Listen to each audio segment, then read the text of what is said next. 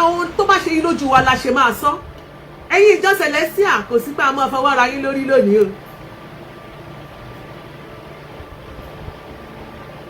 kò sí pé a máa fọwọ́ ra yín lórí lónìí lórí nǹkan tó ń ṣẹlẹ̀ lórí ìkànnì yìí gbogbo àwọn tí ẹ bá mọ̀ pé wọ́n jẹ́ Celestial bloggers ẹ bá ní táàgì wọn nǹkan kan ṣẹlẹ̀ tó jẹ́ wípé à ń expect àwọn tó wà ní pastor's office kó gbé ìgbésẹ̀ ẹ má ṣì ní gbọ́ kí ló ṣẹlẹ̀ kí ni àwọn ojú wo lèmi fi wò ó Abọ́sẹ̀dé Síkírátù thanks for joining us ojú kí la fi wò ó ẹ jẹ́ ká sọ wọ́n níbi ìsìnkú kan nílé Ifẹ̀ gbogbo ilẹ̀ ti gbọ́ sórí yẹn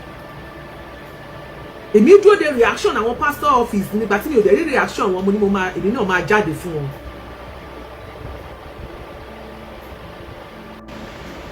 wọ́n rí olùṣọ́ prophet Oyèbámijí Dámiláre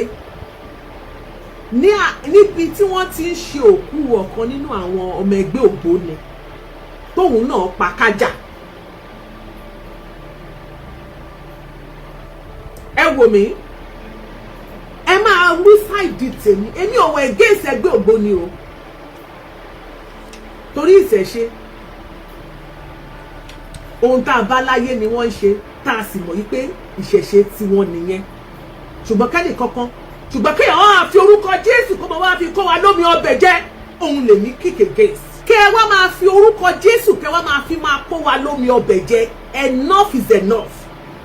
Bíbélì gan sọ pé tó bá gbóná kó o gbóná tó bá tutù kó o tutù èwo ni kò gbóná kò tutù.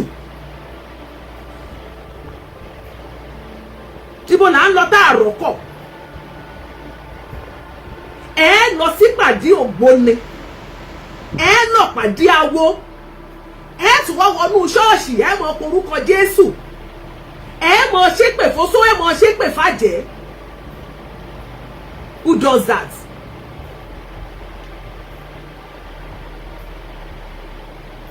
Who does that?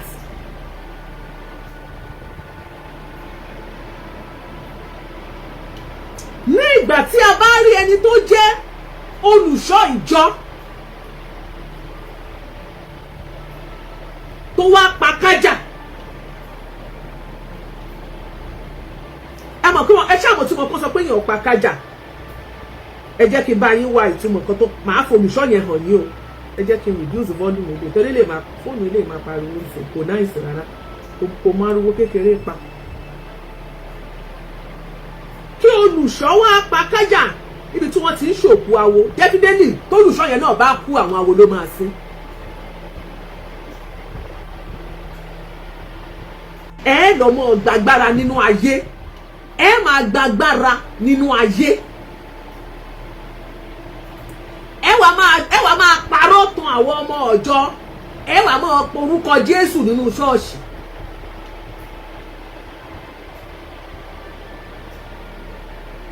Ìgbà wo lẹ rí àwọn ẹgbẹ́ ògbóni àwọn oníṣẹ̀ṣe àwọn awo tí wọ́n ń tijú ẹ̀sìn tí wọ́n ń ṣe.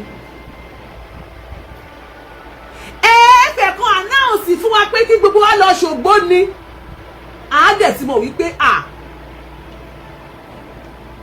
a lè ṣe kì í ṣe pé kẹ́ wọ́n máa parọ́ fún wa kẹ́ máa fi àwọn òfin constitution Celestial ní section 101 títí dé 103 tí bàbá Ọ̀ṣọ́fà tó gbé sílẹ̀ tí wọ́n ní ẹnikẹ́ni ò gbọ́dọ̀ ṣe gbé ayé kódà anybody ò gbọ́dọ̀ gba oyè ayé tó bá ní oyè tó fẹ́ gbà tó bá jọmọ ọ̀jẹ̀ Celestial pé wàá kọ́kọ́ lọ ṣe kí ni ìsìlá kó lọ resign kúrò nínú ìkíní ipò tó inú sẹ̀lẹ̀ kó wá lọ gboyè ẹ pé kò sáyè ẹ wàá mọ lòdì nínú ṣọ́ọ̀ṣì ẹ mọ fi wàásù ẹ mọ fi di ọmọ ìjọ mọ́lẹ̀ ẹ̀yọ́ àmọ́ lọ́dún ẹgbẹ́ ògbóni ṣe é gbádùn.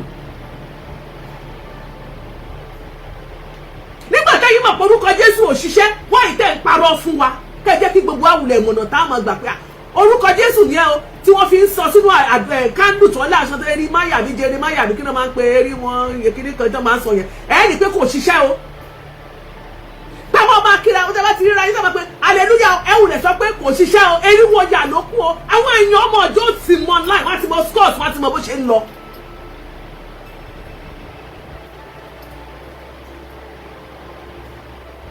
àwọn ọmọ ọjọ́ tí wọ́n ní bínú sí yìí náà wọ́n ti mọ bó ṣe ń lọ. talenton no kò yé mi o ẹ jẹ́ kí n wá. ok ẹ jẹ́ kí n play fídíò tó tiẹ̀ wà gangan kó má di pé bóyá mo parọ́ kankan ó wà nínú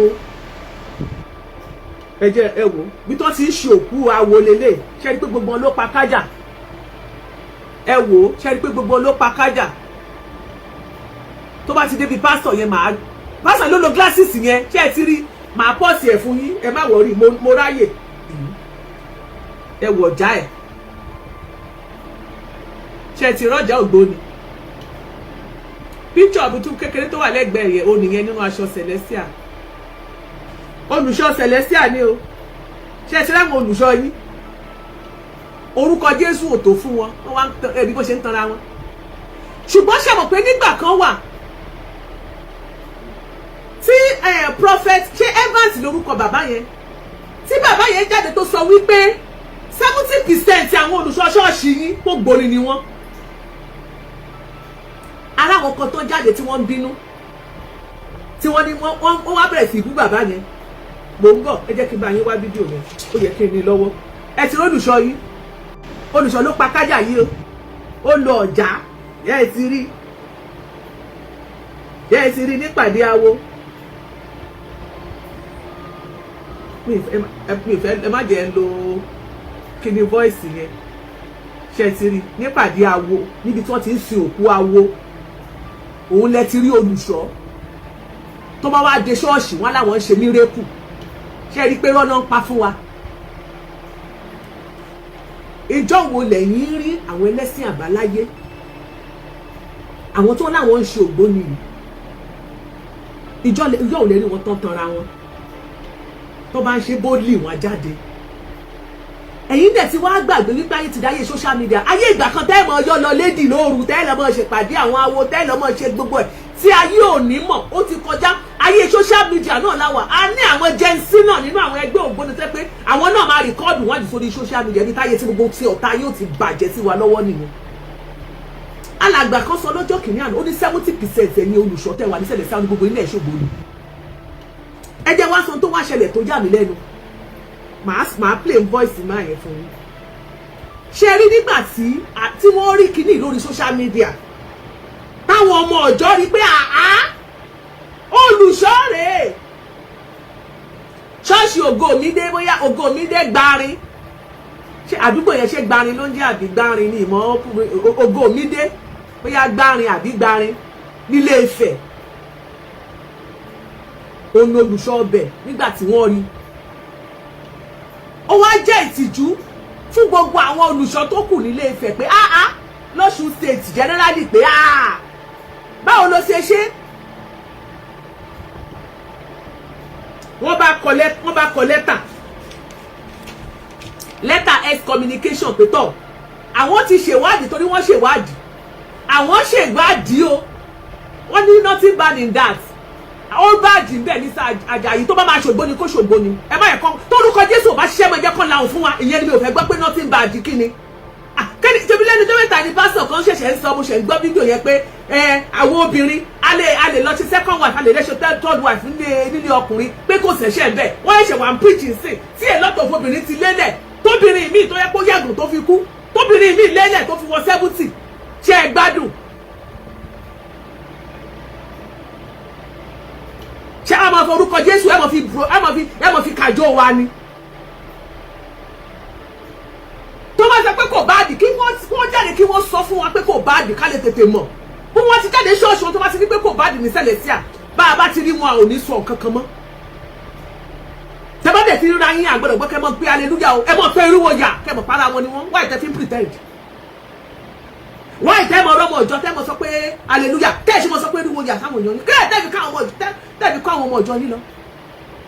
ẹ lọ mọ gbàgbára wẹwà mọ lò nínú ṣọ́ọ̀ṣì ẹ ti jẹ́ kí gbogbo ọmọ bíi káwọn ìdí àṣírí bíi tẹsí gbàgbára yẹ kí gbogbo ọmọ gbàgbára ń bẹ. àṣíbi tẹ́ ti ń gba agbára yẹn kí ló dé tí gbogbo wa òkúkú lọ bẹ̀ ká lọ máa kọ́ni kọ́ńgàkù lọ gba agbára kẹ́ni kankan mọ́ bá mi gba agbára.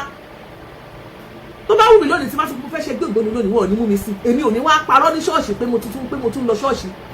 màá ṣe gbé ògbómi tí má fẹ́ ṣe màá ṣe confam ni màá dé wà proud of nǹkan tí bá ń ṣe. ìtẹ́ bá ṣe tẹ́ bá ti ń parọ́ tẹ́ bá tún fi ń gbá wa tẹ́ ẹ̀ fi proud of it ajá pé ó ní nǹkan kan ni tẹ́ bá gbóná kẹ́ gbóná tẹ́ bá tutù kẹ́ tutù torúkọ Jésù ò bá jẹ́ fún yín ẹ sọ àṣì orúkọ tẹ́ ń lò fún wa nínú ṣọ́ọ̀ṣì. ẹ sọ àṣírí agbára tẹ́ ń lò fún wa nínú ṣọ́ọ̀ṣì tẹ́ mọ̀ pé ẹ mọ̀ lè ṣe mírèkù fèkì rádáadáa tẹ́ mọ̀ parọ́ kiri tẹ́ mọ̀ tanra yín.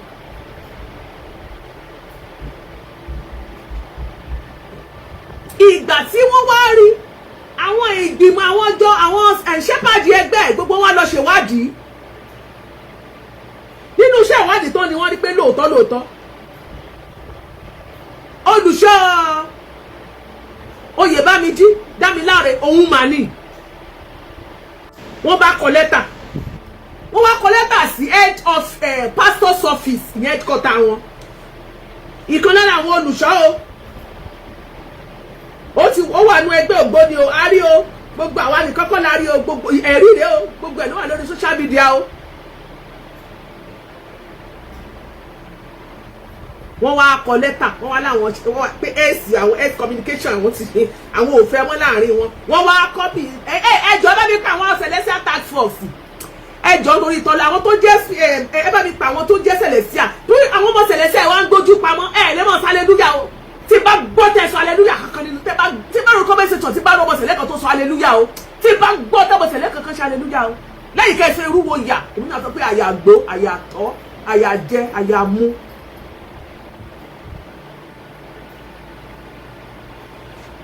bámọ̀ sẹ̀lẹ̀ kankan bá pe hallelujah tí ẹ̀yẹ́ níbo ni bá tiẹ̀ pe hallelujah lẹ́gbẹ̀ẹ́ ni ó fẹ́ rí ìjà ni torí bá ìtì máa ṣe fún ara ẹ̀ àpọ̀. princess tẹ́ bá hallelujah bẹ́ẹ̀ yẹn tẹ́ bá gbé ẹnu yín dákẹ́ bá tún gbọ́dọ̀ hallelujah bẹ́ẹ̀ yẹn hallelujah kí ni wọ́n wá kọ lẹ́tà sí pastor's office wọ́n wá Ọlábísí ojú ọlá complete máa bínú sí yín tẹ́ bá tún gbá hallelujah lẹ́nu yín hallelujah àgbègbè olùsìnbọ̀ lẹ́yìn kẹ́ bá ṣe pé eriwo yà ní kẹ́ máa sọ nítorí wípé pásítọ̀ kan sáré kàbàkàbà olùṣọ́ sáré kàbàkàbà lọ́dọ̀ àwọn ògbóni rìfọ́ọ̀mù ni bẹ́ẹ̀ ni mo sọ àwọn olùṣọ́ wọ́n lọ sọ́dọ̀ rìfọ́ọ̀mù ògbóni fraternity ni wọ́n lọ sábẹ́ ààbò ń bẹ̀ wọ́n lọ gbàgbára ń bẹ̀ so that is to say hallelujah tẹ́ ń pariwo yẹn ó ṣe kí ni ẹgbẹ́ pamọ́sẹ́gbẹ́ kan kẹ́ máa sọ eriwo yà àyàgbó àyàtọ̀ àyàjẹ àyàmú torí tó bá tọ́ fún yín ẹ̀ ní máa yanjú wọn kì í.